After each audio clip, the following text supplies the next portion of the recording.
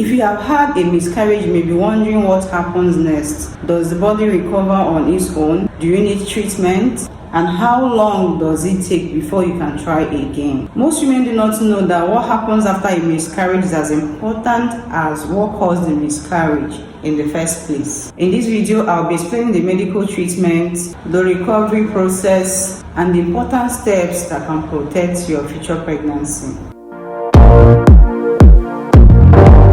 Hello friends, welcome to today's video. As always, I want to appreciate all my subscribers. Thank you guys.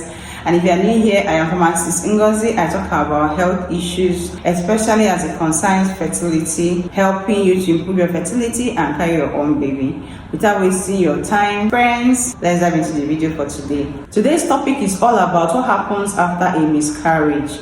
Treatment, recovery, when you can try again. When doctors confirm that miscarriage has already taken place, there are 3 treatment options for early pregnancy loss. Pregnancy loss that happen within 3 months of conception or within 12 to 13 weeks of pregnancy. The goal of the 3 treatments is to remove any remaining pregnancy tissue inside the uterus or inside the womb. There are 2 non-surgical treatments and a surgical treatment or a minor surgical treatment.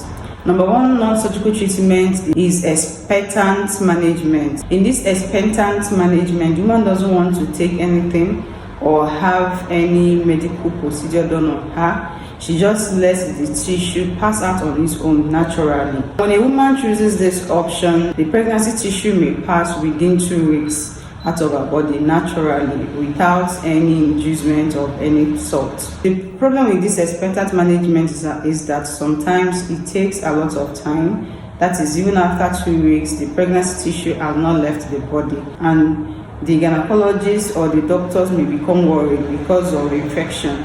So they may suggest other treatment options for the woman. It's important to know that once the process of the tissue leaving the body starts, the woman starts experiencing cramping and bleeding. Most of the tissues passes out of the body within a few hours once the process has begun. The second treatment method is the use of a medication. This works faster and is more predictable than expectant treatment method. In this method, the woman chooses a medication that helps the body to expel the remaining pregnancy tissues out of her body. Cramping and bleeding starts few hours after taking the medication. The woman may pass the pregnancy tissue within 48 hours. In most cases, after the tissue has left the body, there's no need for any other further treatment. This method is preferred because it's faster than the expectant management method. It's important to know that whether the person uses medication or the person uses expectant management method, bleeding and cramping will happen, and the bleeding is usually heavier than the normal period in these 2 instances. So with the medication, within 2 to 4 hours, most of the tissues have left the body, and the bleeding usually reduces, and maybe the person will continue to spot or have light bleeding for like 2 weeks to 1 month before everything will normalize again. Some persons may request for further scan to be sure that all the pregnancy tissues have left their body. In that case, the gynecologist will have to perform another scan to be sure that all the pregnancy tissue remaining in the body has all left the body.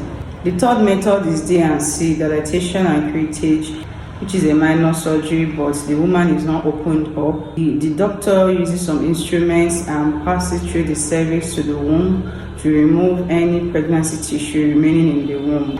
Some women choose this option because they want a faster and more reliable treatment. Also, when the woman is having heavy bleeding, this method is the best and the safest method in order to remove the tissues fast and stop the bleeding early. When some doctors are performing this minor surgeries, some may give general anesthesia so the woman can be sleeping, or some may give localized anesthesia and pain reliever to reduce the pain. Some women have some bleeding and intense cramping during D&C, but a lot of women also feel a lot better once the C&D procedure is done. After the D&C, light spotting and bleeding may last up to a month. An antibiotic is prescribed to prevent infection. Most times there are no complications after D&C and follow-up is not necessary. When to call a doctor after a miscarriage? When the woman soaks through more than 2 massive pads in an hour within 2 hours and have high temperature rise accompanied by chills and fever, and also passing foul-smelling discharge, the person should seek immediate medical help because there could be presence of infection already. Recovery after a miscarriage. Physical recovery is usually very fast and quick. Most women resume their regular activities after a day or two after passing the tissue or after D&C. For some women, pregnancy symptoms like nausea, vomiting had already stopped even before the diagnosis of miscarriage was carried out. But for others, these pregnancy symptoms may continue to linger until the pregnancy tissue is passed out. To keep the infection risk low after a miscarriage, it's advised that women do not put anything into the vagina for at least a week. That is, no tampons, no use of menstrual cup, no dolching, no sex, or you can use pads for the bleeding. For some women, their period returns 2 weeks after the spotting has stopped. Remember I said that spotting can last up to a month. So for some women, after the spotting has stopped, 2 weeks later, their normal menstrual period could return. People have different emotional reactions to miscarriage. Some women feel sadness or grief, others may feel relief. Some may feel a mixture of emotions. All these feelings are normal, and it's important to allow yourself time to process them. You may talk to your family members, loved ones, friends, or join a support group. But it's important that you know that the miscarriage wasn't your fault, because most women end up blaming themselves, thinking that they are the cause of the miscarriage. But no, it's not true. Most times, miscarriages are because of chromosomal abnormalities, as long as you are doing every other thing right. So physical activity, stress, or sex can actually cause miscarriage. It's also very important to also know that most women can go ahead and have a very healthy pregnancy after a miscarriage. Another important thing to do in recovery after a miscarriage is taking anti-D injection after a miscarriage. It's important to have your blood group checked after a miscarriage. Normally, if a woman is rhesus negative and the fetus is rhesus positive, the woman is supposed to take anti-D or anti-rhesus D injection after birth. Now, if the woman happens to have a miscarriage, it still applies. The woman is also supposed to take this injection still. This is because the fetus blood cell has rhesus D antigen attached to it, but you, the mother, does not have because you are rhesus negative. If small amount of the fetus blood mixes with your blood, your immune system may perceive this difference in blood cells as a threat and then produce antibodies to fight against the fetus blood. Once your body has made these antibodies, they can't be removed from your system. That means every other subsequent pregnancies will be attacked.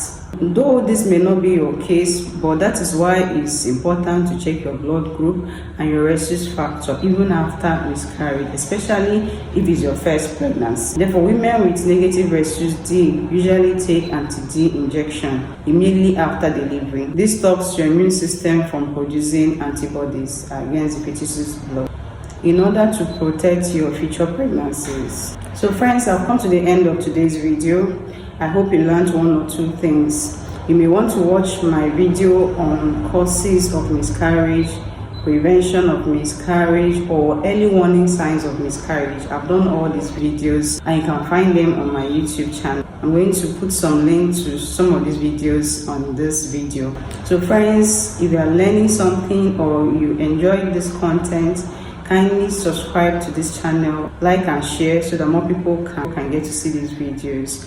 Thank you so much for watching. To my next video. Bye.